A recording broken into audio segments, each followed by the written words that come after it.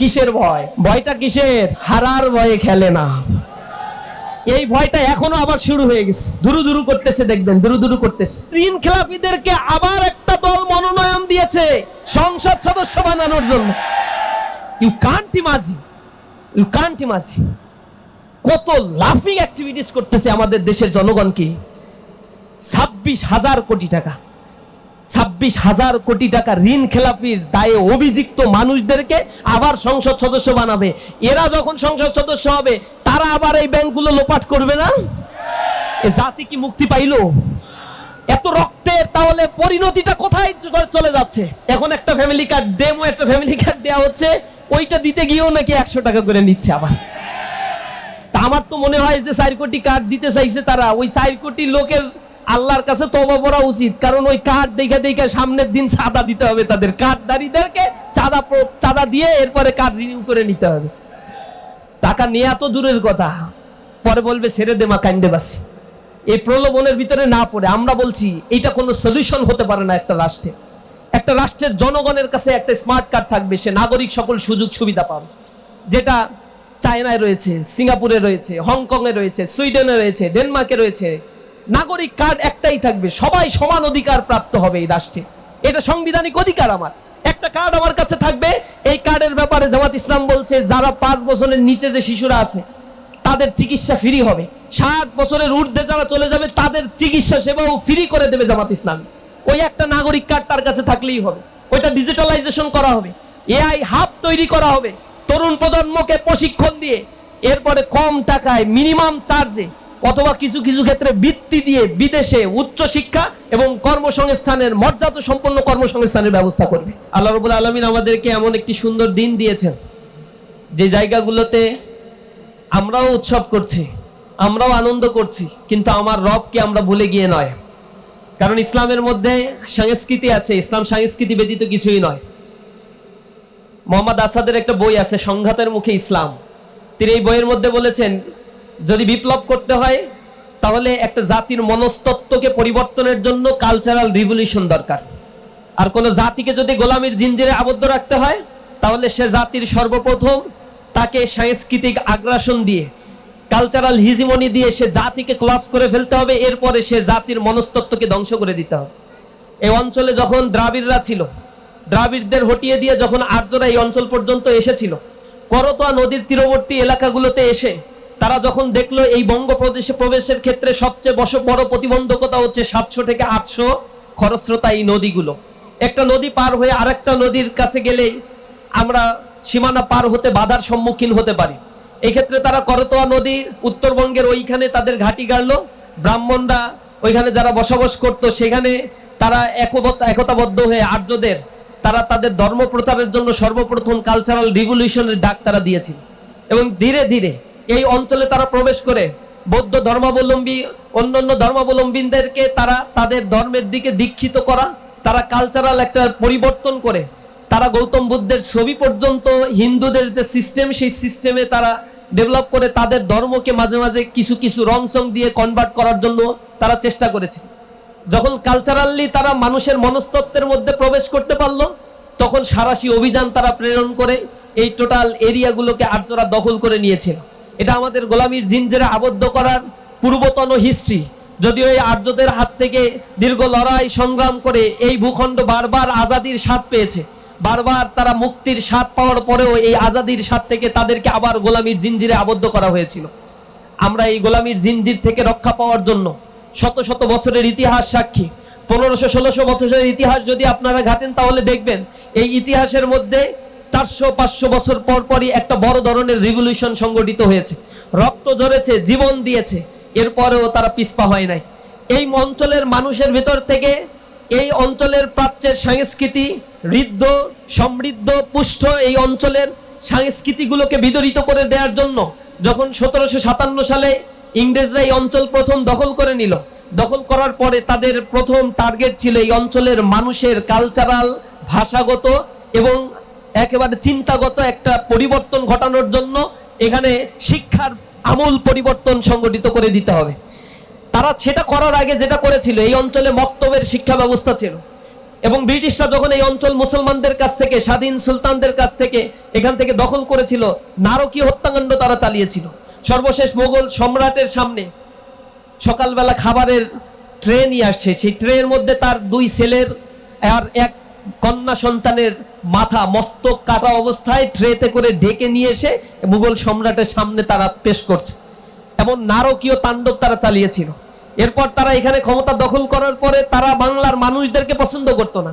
এখানের ঢাকা এবং মুর্শিদাবাদ, যেটা আমাদের রাজধানী ছিল, এই রাজধানীকে শিফট করে কলকাতা নগরী তারা গড়ে তুলেছিল।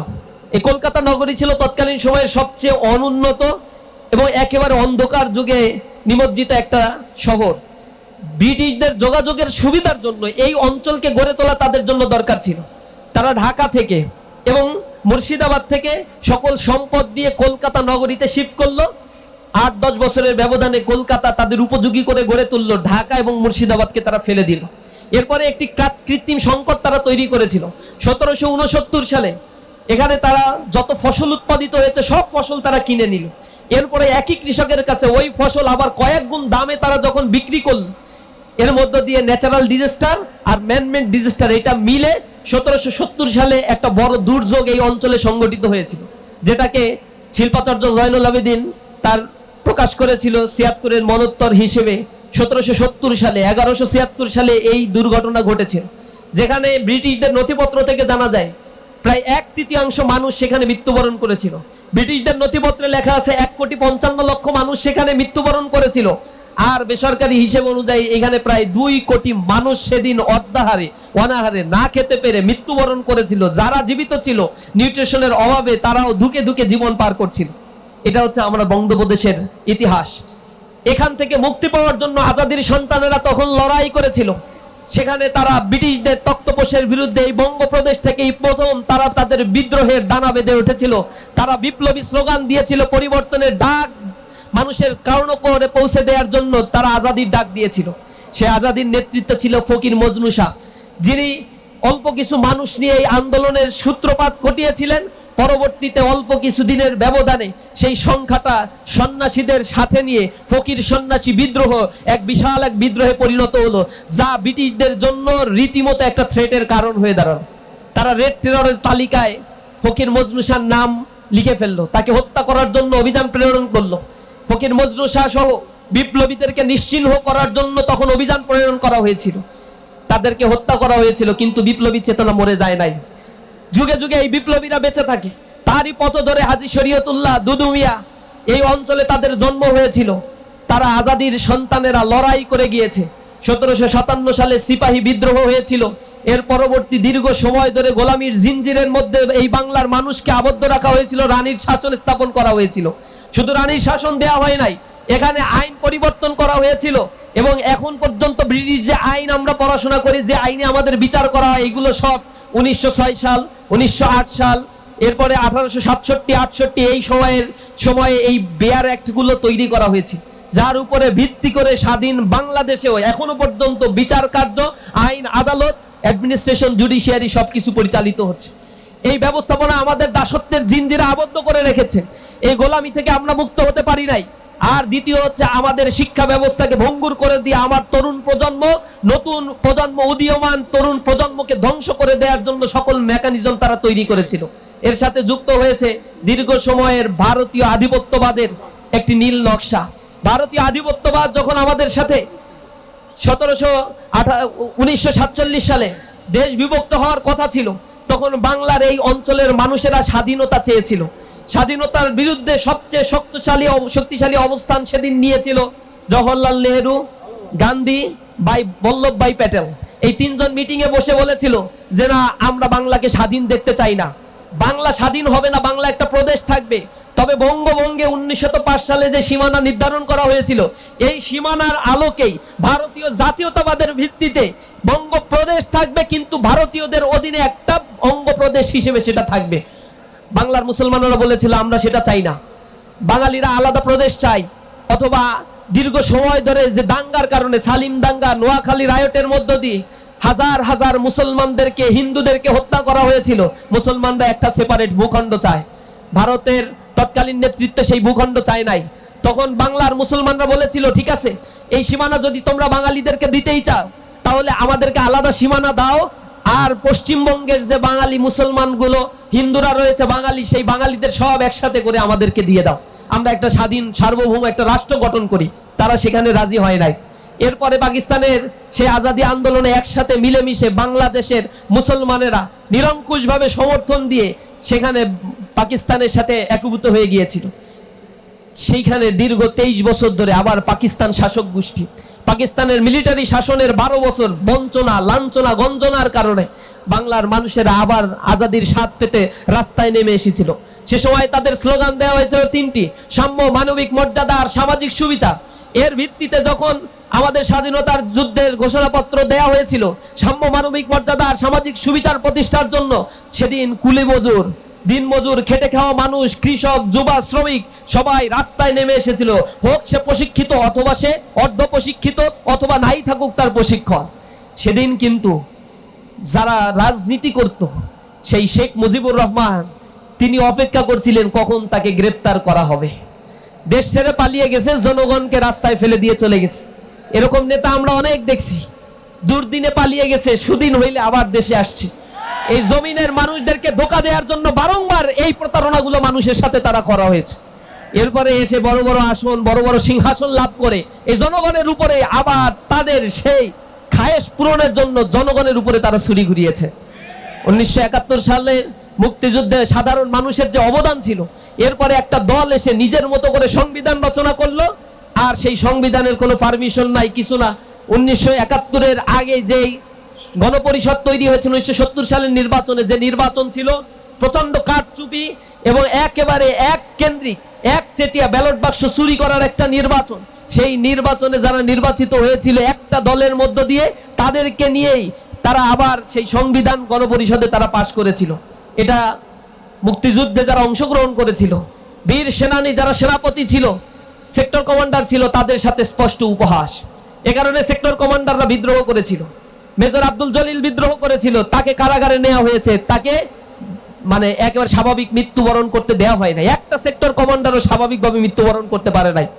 এই দেশের পক্ষে যখন কথা বলেছে তখন তাদেরকে জেলে নেওয়া হয়েছে, এক্সট্রা জুডিশিয়াল কিলিং করা হয়েছে তাদেরকে। এটা ছিল এই দেশের ইতিহাস, যে ইতিহাসগুলো শুনতে দেওয়া হয়নি, বলতে দেওয়া হয়নি। যারা আমরা বলেছি তাদেরকে কারাগারে অন্ধকার প্রকোষ্ঠে আয়না ঘরে নিক্ষেপ করা হয়েছিল, জুলুম নির্যাতন করে মুখ বন্ধ করা হয়েছিল, মিডিয়া ট্রায়ালের মাধ্যমে আমাদেরকে আলাদা করে দেওয়া হয়েছিল। জাতির মধ্যে একটা ফেতনা ফ্যাসাদ আর বিভাজনের রাজনীতি তৈরি করে দেশকে এগিয়ে যেতে দেওয়া হয় নাই। 1972 সালের পর থেকে এই দেশে রীতিমতো সেই এক নারকীয় হত্যাযজ্ঞ, এক দলীয় নীতি, বাকশাল কায়েম করে মানুষের সকল বাক স্বাধীনতাকে হরণ করা হয়েছিল। 1974 সালে দুর্ভিক্ষ তৈরি হয়েছিল, তাদের লুটপাট করার কারণে, আওয়ামী ফ্যাসিবাদের লুটপাটের কারণে তখন মানুষ অতিষ্ঠ হয়ে গিয়েছিল। আর সেখানে এক চরম এক প্রাকৃতিক দুর্যোগের কারণে মানুষ না খেতে পেরে আবার সেই আরেকটা দুর্যোগের মুখে এই বাংলার মানুষ পতিত হয়েছিল, যার অনিবার্য পরিণতিতে 1975 সালে শেখ মুজিবের উপরে আক্রমণ করা হয়। একটা মানুষও সেদিন রাস্তায় নেমে বিদ্রোহ করে নাই, একটা মানুষও সেদিন রাস্তায় নেমে এর প্রতিবাদটাও করে নাই। মানুষ বুঝেছিল যে দেশটা হয়তো কিছুটা মুক্তি পাবে, স্বাভাবিক গণতন্ত্রের ধারা এখন প্রবাহিত হবে। কিন্তু কিছুদিনের ব্যবধানে স্বৈর শাসকের স্বাদ আবার এই দেশকে কুক্ষিগত করে রেখে এই দেশকে আবার স্বৈর শাসনের করাল গ্রাসে নিমজ্জিত করে মানুষের অধিকারগুলোকে সহরণ করেছিল। 1990 সালে মানুষ রাস্তায় নেমেছিল, জীবন দিয়েছিল, কিন্তু দুর্ভাগ্যে জাতি বারবার জীবন দেয়, আর এরপরে যারা ক্ষমতায় আসে তারা দেশকে লুটে পুটে খাওয়ার জন্য অস্থির হয়ে যায়। পরবর্তীতে যখন গণতন্ত্রের কিছু স্বাভাবিক ধারা প্রবাহমান ছিল, কনস্পাইরেসি করা হয়েছিল। ভারতীয় আধিপত্যবাদ এখানে মাথাচাড়া দিয়ে এসেছে। রয়ের এস্টাবলিশমেন্ট যখন প্রতিষ্ঠিত হয়ে গিয়েছিল, তারা এদেশের জনগণের দৃষ্টি ফেরানোর জন্য তাদের কালচারাল হিজিমনি এখানে স্টাবলিশ করেছিল। তাদের ভারতীয় সব চ্যানেলগুলো এখানে তারা চালু করে দিত, বাংলার কোনো চ্যানেল ভারতীয় চালু করা হয় নাই। তারা তাদের মতো করে একটা প্রেসক্রিপ্টের শিক্ষা ব্যবস্থা চাপিয়ে দিছে, যে শিক্ষা ব্যবস্থায় শিক্ষিত হওয়ার পরে চাকরি পাওয়ার জন্য আরো 4 বছর পড়াশোনা করতে হয়। যে শিক্ষা ব্যবস্থায় শিক্ষিত হওয়ার পরে মায়ের চোখের পানি ঘষে না, বাবার জন্য ওষুধ কেনার টাকা সন্তান জোগাড় দিতে পারে না, একটা চাকরির অভাবে অর্ধাহারে অনাহারে জীবন পার করে, আবার বিপ্লবের ডাক দিতে হয়, এমন একটা শিক্ষা ব্যবস্থার অভিশাপ আমাদের ঘাড়ে চাপিয়ে দেওয়া হয়েছিল। ফ্যাসিবাদ তখন তাদের মতো করে নিজস্ব আঙ্গিকে একটা ডেভেলপমেন্ট করলো, বললো উন্নয়নের মহাসড়কে জনগণকে উঠাই দিবে। এই মহাসড়কে জনগণকে উঠিয়ে দিয়ে তলা সব ফাঁকা করে দিয়ে $234 বিলিয়ন দেশের বাইরে পাচার করে দিছে। যে টাকাগুলো এই দেশের মধ্যে থাকতে 7 বছরের ডেভেলপমেন্ট বাজেট বাংলাদেশে করা সম্ভব ছিল। এই দেশের 30 লক্ষ মানুষ যে বেকার রয়েছে, এই বেকারদের কর্মসংস্থানের সুযোগ করার সুযোগ ছিল, তাদের দক্ষ করে বিদেশে পাঠিয়ে আরো রেমিটেন্সের পরিমাণ বিলিয়ন বিলিয়ন ডলার বাড়ানোর সুযোগটা ছিল, কিন্তু সেটা করে নাই। যুবকরা যত শিক্ষিত হবে তত এম্পাওয়ার্ড হবে, সোসাইটি যত বেশি সাস্টেনেবল ডেভেলপমেন্ট হবে, তত নেতাদের পিছনে লোক যে ঘুরবে না, এই জিনিসটা তখন তারা বুঝতে পেরেছিল হারে হারে। তারা ডেভেলপমেন্ট করেছে এক্সপ্রেসওয়ে, টানেল, বঙ্গবন্ধু সেতু, এই সব করে করে এরপরে জনগণকে বুঝাইছে আমরা তো অনেক কিছু করছি, বিশাল ডেভেলপমেন্ট করে ফেলছি। ওদিকে সম্পদের পাহাড় এমন কুক্ষিগত করা হয়েছে, 5% মানুষের কাছে 95% সম্পদ জব জিম্মি হয়ে গেছে। বাকি 95% মানুষ 5% সম্পদ ভোগ করছে। ইনকাম ডিসপারশন মাথাচুম্বী, আকাশচুম্বী করা হয়েছে। সেখানে একজন মানুষের ইনকাম 2000, তো একজন মানুষের ইনকাম হচ্ছে 5 লাখ। 2 দিয়ে ভাগ করে দিয়ে মাথা পিছু আয় কাউন্ট করে জনগণকে বুঝাইছে জিডিপি গ্রোথ বেড়েছে, গিনি কোএফিসিয়েন্ট ঠিক আছে, আমাদের ডেভেলপমেন্ট হচ্ছে, সিঙ্গাপুর বানিয়ে ফেলছি আমরা।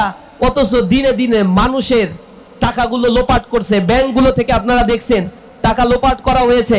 এই ব্যাংক থেকে 6 লক্ষ কোটি টাকা শুধুমাত্র ঋণ খেলাপি রয়েছে, 6 লক্ষ কোটি টাকা, যা বাংলাদেশের 1 বছরের বাজেটের সমতুল্য। এই ব্যাংকে এই টাকাগুলো কোথা থেকে আসছে? এই টাকাগুলো আপনার আমার জমানো টাকা, কষ্টার্জিত টাকা। আমি যা বেতন পাই, কষ্ট করি, সংসারে এটা খরচ না করে অতিরিক্ত কিছু সঞ্চয় করে রাখি, সেই ব্যাংকে টাকাগুলো জমানো হয়। এখন জনগণ যে যদি ব্যাংকে টাকা চায় যে আমার টাকাগুলো ফেরত দাও, তারা এখন দিতে পারে না, ব্যাংকগুলো এখন মার্চ করে ফেলে। আর ব্যাংকগুলো চালানোর জন্য আবার সরকারি ফান্ড থেকে 25,000 কোটি টাকা দিয়ে সম্মিলিত ইসলামী ব্যাংক যেটা করা হয়েছে সেইটাকে চালানো হচ্ছে। তামাশা কাহাকে বলে? এই 25,000 কোটি টাকা কোথায় পাইলো? এই 25,000 কোটি টাকা আসছে আপনি আমি যে ট্যাক্স দেই, ইনডিরেক্ট ট্যাক্সের টাকা। এই পাঞ্জাবি কিনে, এই টুপি কিনে পরি, ওইটারও 15% ট্যাক্স দিতে হয়। এই ট্যাক্সের টাকা সরকারের ফান্ডে জমা হয়, সেখান থেকে এই ব্যাংকে আবার দিয়ে ঠান্ডা করে, ব্যাংক চালায়। আপনার টাকা এইখান থেকে নিয়ে ওইখানে দেয়, আবার ব্যাংকে আপনি জমা দেন, ওইখান থেকে লোপাট করে নিয়ে ঋণ খেলাপিরা বিদেশে টাকা পাচার করে। এই ঋণ খেলাপিদেরকে আবার একটা দল মনোনয়ন দিয়েছে সংসদ সদস্য বানানোর জন্য। You can't imagine, you can't imagine কত লাফিং অ্যাক্টিভিটিস করতেছে আমাদের দেশের জনগণকে। 26,000 কোটি টাকা, 26,000 কোটি টাকা ঋণ খেলাপির দায়ে অভিযুক্ত মানুষদেরকে আবার সংসদ সদস্য বানাবে। এরা যখন সংসদ সদস্য হবে, তারা আবার এই ব্যাংকগুলো লোপাট করবে না? এ জাতি কি মুক্তি পাইল? এত রক্তের তাহলে পরিণতিটা কোথায় চলে যাচ্ছে? জিম্মি হয়ে গেছে একটা ভিসা সার্কেলের কাছে, দুষ্ট চক্রের কাছে। রক্ত দেয় কারা আর বেনিফিশিয়ারি হয় কারা? এখন আর সেই তামাশা চলবে না। জাতি এখন জেগে উঠেছে ইনসাফের পক্ষে, ন্যায়ের পক্ষে, কল্যাণ প্রতিষ্ঠার জন্য। এখন রক্ত দিয়ে হলো আগামীর বাংলাদেশকে আমরা বিনির্মাণ করব ইনশাআল্লাহ। আমরা এই বাংলাদেশ একসাথে আমরা সেই বাংলাদেশকে গড়ে তুলবো, যে বাংলাদেশে আমার স্বাধীনতা থাকবে, আমার বাংলাদেশের সার্বভৌমত্ব টিকে থাকবে, যেই বাংলাদেশে আমার পরবর্তী প্রজন্ম অর্ধাহারে অনাহারে থাকবে না। চাকরির জন্য তাকে রাস্তায় রাস্তায় দৌড়াতে হবে না। লেখাপড়া শেষ করার সাথে সাথেই যার চাকরির নিশ্চয়তা যারা দিতে পারবে, আগামীর বাংলাদেশ তাদের কাছে নিরাপদ হবে। কোন লোপাটকারী, দুর্নীতিবাজ, সন্ত্রাস আর চাঁদাবাজকে আর আমরা বাংলায় দেখতে চাই না। এজন্য আর একটা কালচারাল বিপ্লব দরকার, কালচারাল রিভলিউশন দরকার। সেই সাংস্কৃতিক বিপ্লব আমাদের মনে মনে গেঁথে দিতে হবে। এই দেশের সঠিক ইতিহাসগুলো আমাদেরকে জানতে হবে। এ জাতিকে আবার জাগ্রত করতে হবে। আমরা হাজী শরীয়তুল্লাহর উত্তরসূরি, আমরা তিতুমিরের উত্তরসূরি, আমরা মুসা বিন নুসাইরের উত্তরসূরি, আমরা তারেক বিন জিয়াদের উত্তরসূরি। আমরা রক্ত দিতে পারি, কিন্তু কলবেরিয়াদের কাছে আমার ভূখণ্ড আমি ইজারা দিতে পারি না। প্রিয় উপস্থিতি, সামনে সেই সুবর্ণ সুযোগ আমাদের আসছে। ভারতীয় আধিপত্যবাদ আমাদের কাছ থেকে বিদায় নিয়েছে, কিন্তু তাদের এস্টাবলিশমেন্ট আবার রিএস্টাবলিশমেন্টের জন্য চেষ্টা করে যাচ্ছে। সতর্ক হতে হবে। যদি এখন আমরা সতর্ক না হই, এখনো যদি ঘুমিয়ে ঘুমিয়ে দিন কাটাই, মোবাইল আর অ্যান্ড্রয়েডে ফেসবুকে সময় কাটিয়ে দিয়ে মনে করি একটা পরিবর্তন আসবে, না নামলে কখনো পরিবর্তন আসে না। আল্লাহ কোনো জাতির ভাগ্য ততক্ষণ পরিবর্তন করেন না যতক্ষণ না পর্যন্ত সে জাতি তার নিজের ভাগ্য পরিবর্তনের জন্য চেষ্টা করে। আমাদের সমাজ আজ কোথায় গিয়েছে আমরা দেখতে পাই। শিক্ষা ব্যবস্থায় শিক্ষিত হয়ে চরিত্রের চরম অধপতন নেমে গিয়েছে। তরুণ সমাজ মাদকের করাল গ্রাসে নিমজ্জিত হয়ে পড়েছে। স্কুল কলেজ ইউনিভার্সিটিতে পড়া 50% অধিক যুবক আজ মাদকে আসক্ত হয়ে পড়েছে।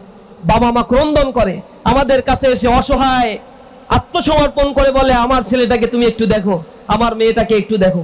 মাদকে আজকে শেষ হয়ে যাচ্ছে, বাবা মার কথা শুনছে না, একটা সার্কেল তৈরি হয়ে যাচ্ছে, লেখাপড়া করছে না, অনলাইনে আসক্ত হয়ে পড়ছে, কিশোর গ্যাংয়ের সাথে যুক্ত হয়ে যাচ্ছে। এই সমাজ ব্যবস্থা তো আমরা চাই নাই। আমার সন্তানকে তোমরা হেফাজত করো। আমরা এমন একটা নিরাপদ বাংলাদেশ দেখতে চাই যে বাংলাদেশের তরুণ প্রজন্ম স্বপ্ন দেখবে আধুনিক, স্বনির্ভর, আত্মমর্যাদা সম্পূর্ণ একটি বাংলাদেশের স্বপ্ন তারা দেখবে।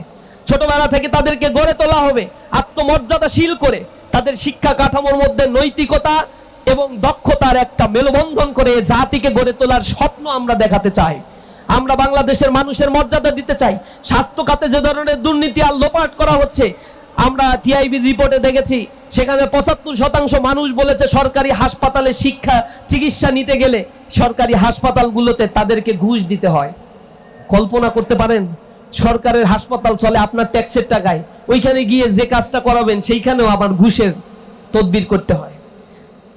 ইনশাআল্লাহ জামাত ইসলামী ক্ষমতায় আসলে এই ঘুষখোররায় ওই দিন রাতে তওবা কইরা সব হজে যাওয়ার লাইন ধরবে, দেখবে ওমরার টিকিট 1 বছরে খুঁজে পাবেন না, আপনারা সব তওবা করতে যাবে। সাদাবাজরা ওই দিনই স্থান ত্যাগ করে বলবে যে আমরা তো আগে নামাজ পড়তাম, আমার বাবা পীর সাহেব ছিল, আমার বাবা অমুক দরবারের মুরিদ ছিল, এগুলো আমাদের কিছুই করা লাগবে না, এমনিই করবে। জনগণ যে পিটান শুরু করবে যে এখন তোমাদের দিন শেষ, এখন বাংলাদেশ হবে মর্যাদাশীল। বাংলাদেশের প্রতিটি যুবক লেখাপড়া শেষ করে যদি উদ্যোক্তা হতে চায়, জামাত ইসলামী তাকে বিনা সুদে, বিনা মুনাফা নিয়ে তাদেরকে ঋণ দেবে, তাদের প্রশিক্ষিত করবে, কর্মসংস্থান করবে, হাইটেক পার্ক ডেভেলপ করবে, মানুষের চিকিৎসা সেবা, উন্নত চিকিৎসা সেবার জন্য 64টা জেলায় হাসপাতাল তৈরি করবে, যে হাসপাতালে করাপশন ফ্রি চিকিৎসা সেবা দেওয়া হবে। বাংলাদেশের মানুষকে বিদেশে গিয়ে চিকিৎসা নিতে হবে না। যত ধরনের দুষ্ট চক্র আছে সব বিসিআর সার্কেলগুলোকে ভেঙে দিয়ে এক নতুন আত্মমর্যাদাশীল মানবিক বাংলাদেশ গড়ে তোলার স্বপ্ন আমাদেরকে দেখাচ্ছে আজ দাঁড়িপাল্লা মার্কা। ইনসাফের এই প্রতীকের জন্য আমাদেরকে এখন খাটতে হবে, আমাদের যেতে হবে মানুষের দ্বারে দ্বারে। আমরা হব ভোর বিহানে পাখির কলরব, জাগিয়ে দেব ঘুমিয়ে থাকা মানুষগুলো সব। আমরা মানুষগুলোকে জাগিয়ে তুলবো। তোমরা এখন আর মানুষের কাছে বিক্রি হয়ে যেও না।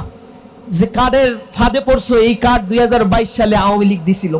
তার আগে তারা ক্ষমতায় আসার জন্য বলছিল 10 টাকা দরে চাল, 5 টাকায় কাঁচা জাল, ঘরে ঘরে চাকরি দিছে কিছু। এই প্রলোভন দেখে ক্ষমতায় আসার পরে জনগণকে বলছে রেস্ট নাও, এখন আর ভোট দেয়া লাগবে না, রাতে অন্যরা ভোট দিয়ে দেবে, এত কষ্ট করার কি দরকার, আসি আমরা, তোমরা থাকো। এরপরে তারা 22 সালে কার্ড চালু করছিল, টিসিবির কার্ড, 1 কোটি কার্ড দেওয়া হয়েছে। 32 লক্ষ কার্ডই সেখানে অকেজে ছিল, অব্যবস্থাপনার মধ্যে ছিল। 62-68 লক্ষ কার্ড যেগুলো দেওয়া হয়েছে এগুলো চ্যানেলে গেছে সব ইউনিয়ন পরিষদের আওয়ামী লীগের নেতার হাতে। এই কার্ড দিতে গিয়ে আরো 100, 200, 500, 700, 800 টাকা করে চাঁদা জমা দিতে হইতো। আমি আবার দেখলাম গতদিন নিউজে এখন একটা ফ্যামিলি কার্ড, ডেমো একটা ফ্যামিলি কার্ড দেওয়া হচ্ছে, ওইটা দিতে গিয়েও নাকি 100 টাকা করে নিচ্ছে আবার। তা আমার তো মনে হয় যে 4 কোটি কার্ড দিতে চাইছে তারা, ওই 4 কোটি লোকের আল্লাহর কাছে তওবা করা উচিত, কারণ ওই কার্ড দেখে সামনের দিন চাঁদা দিতে হবে তাদের, কার্ডদারীদেরকে চাঁদা দিয়ে এরপরে কার্ড রিনিউ করে নিতে হবে। টাকা নেওয়া তো দূরের কথা, পরে বলবে ছেড়ে দে মা কান্দে বাসি।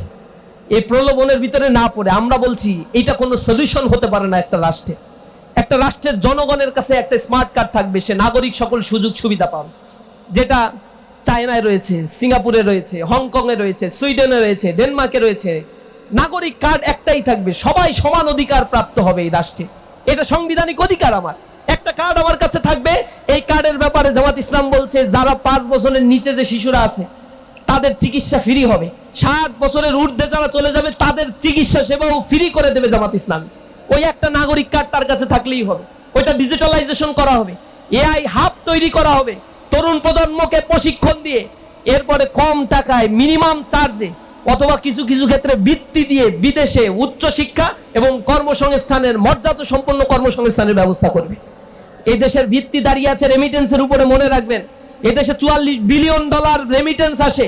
এই রেমিটেন্স 2 মাস বন্ধ হয়ে গেলে এ দেশে বড় ধরনের ইনফ্লেশন, কিছু কিছু ক্ষেত্রে 3-4 মাসের ব্যবধানে স্ট্যাগফ্লেশন তৈরি হয়ে যেতে পারে। এই রেমিটেন্স যোদ্ধাদেরকে মর্যাদা দেওয়া হয় না। আবার বিদেশে যেতে চায় যারা, তাদের কর্মসংস্থানের জন্য ট্রেনিং দেওয়া হয় না। দায়রায় অধিভুক্ত একটা দুষ্ট চক্র এখানে কাজ করে। সেখানে বিদেশে কেউ যেতে চাইলে কয়েক গুণ টাকা সেখানে পে করতে হয়। মধ্যস্বত্বভোগিতার কারণে আনস্কিল্ড লেবার পাঠিয়ে এই লেবাররা বিদেশে গিয়ে অনেক কষ্ট করে তাদের সার্ভাইভ করতে হয়। দেশের জন্য তারা কষ্ট করে, আর তাদের কোনো মর্যাদা দেওয়া হয় না।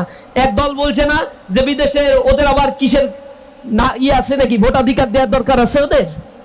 ওরা দেশের নাগরিক না? ওরা দেশের জন্য লড়ে, আর বলে যে ওদের ভোটাধিকার দেওয়ার দরকার আছে। সেই হাই ভোল্টেজ নেত্রী আবার বলছে ধর্মের জন্য ইসলাম নাকি খুবই ক্ষতিকর। কতটা কপাল পোড়া! আবার তার হাজবেন্ড দেখি আল্লাহ বিল্লাহ করতে থাকে, সকাল আর বিকাল জপতে থাকে। একটা ধর্ম ব্যবসায়ীর দলে পরিণত হয়েছে। জাতি ধর্ম ব্যবসায়ীদের এখন চিনে নেবে ইনশাআল্লাহ। আমরা আমাদের বাংলাদেশকে, আগামীর বাংলাদেশকে গড়ে তুলবো ইনশাআল্লাহ। যুব শ্রেণী আজ জেগে উঠেছে। ইউনিভার্সিটিগুলো আপনারা দেখছেন না? ছাত্রদের রায় কোথায় গিয়েছে? ছাত্ররা এখন পরিবর্তন চায়, বলে ইউনিভার্সিটির এই ইলেকশন কোনো প্রভাব ফেলবে না। আমরা বলছি ফেলার দরকার নাই, 12 তারিখে দেখলেই হবে খেলা। খেলা যে কোন লেভেলে চলবে তখন সেটা বুঝতে পারবা ইনশাআল্লাহ। তোমাদের ওইগুলো নিয়ে চিন্তাও করার কোনো দরকার নাই। এই ইউনিভার্সিটির ইলেকশন যাতে না হয়, কি না করছে তারা, পিছাইতে ইউনিভার্সিটির অথরিটি শিক্ষার্থীদের মাথা খারাপ করে ফেলছে। সর্বশেষ একটা ব্যাপার তো দেখছেন, ছাত্ররা যাতে ভোট দিতে, ওরা বলে 17 বছর আমরা ভোটাধিকারের জন্য নাকি লড়াই করছি, এখন ভোটাধিকার হরণ করার জন্য সিইসির সামনে আন্দোলন করছে। দুই দিন এরা অবরোধ করে রাখছে। শেষমেশ যখন দেখে যে কাজ হচ্ছে না, তখন সর্বশেষ দিন হাইকোর্টকে ব্যবহার করে হাইকোর্টে তাদের আইনজীবীদেরকে দিয়ে জোরপূর্বক হাইকোর্টের স্টে অর্ডার দিয়ে নির্বাচন বন্ধ করতে বাধ্য হয়েছে। কিসের ভয়? ভয়টা কিসের? হারার ভয়ে খেলে না। এই ভয়টা এখনো আবার শুরু হয়ে গেছে। দুরু করতেছে, দেখবেন দুরু করতেছে। আমরা চাই বাংলাদেশ সবাই মিলে ঐক্যবদ্ধ একটি বাংলাদেশ আমরা গড়ে তুলি। তাদের পরিবর্তন হওয়া উচিত। জুলাইয়ের বিপ্লবের পরেও যদি তাদের বোধোদয় না হয়, তাহলে তাদের বোধোদয় আর আল্লাহ ছাড়া আর কেউ করতে পারবে না। নিকট অতীত থেকে শিক্ষা নেওয়ার জন্য আমরা তাদের বলবো, দীর্ঘদিনের তারা আমাদের সঙ্গী ছিল, জুলুম নির্যাতনের শিকার হয়েছে। আমরা একসাথে জেলে এক পাশে বসে বসে খাবার খেয়েছি, কত ঘনিষ্ঠতা ছিল। কিন্তু ক্ষমতার মোহ তাদেরকে আবার সেই নষ্ট পথে নিয়ে যাচ্ছে। অন্য কেউ তাদেরকে হয়তো প্রলোভন দেখাচ্ছে। আমরা বলবো সোজা পথে আসেন। জনগণ যদি আপনাদের ম্যান্ডেট দেয়, আমরা ঐক্যবদ্ধভাবে সবাই মিলে এই বাংলাদেশকে গড়ব, কারণ আপনি আমি সবাই এই বাংলাদেশেরই নাগরিক। সুতরাং সামনের দিনের জন্য আমরা সবাই প্রস্তুতি নিব। যারা পালিয়ে গিয়েছে এরা এখনো দেশের মধ্যে, তাদের দোসররা আছে, জুডিশিয়ারিতে, অ্যাডমিনিস্ট্রেশনে, ডিফেন্স ফোর্সে আছে। এদেরকে প্রতিহত করতে রাস্তায় দাঁড়িয়ে থাকতে হবে। ফুলিতেছে তরি, দুলিতেছে তরি, ফুলিতেছে জল, ভুলিতেছে মাঝি পথ, ছিড়ি আছে পাল, কে ধরিবে হাল, আছে কার হিম্মত। কে আছো জোয়ান, হও আগুয়ান, হাকিছে ভবিষ্যৎ, এ তুফান ভারী, দিতে হবে পারি, নিতে হবে তরি পার। আমরা এই তুফান ভারী পথে আমরা তরি পার করবই। আমাদের কণ্টকাকীর্ণ পথকে আমরা আমাদের দুর্জয় সাহস দিয়ে রুখে দেব ইনশাআল্লাহ। সবাইকে আগামীর বাংলাদেশ গড়ে তোলার উদাত্ত আহ্বান জানিয়ে আমার কথা শেষ করছি। আসসালামু আলাইকুম রহমতুল্লাহি ওয়া বারাকাতুহু।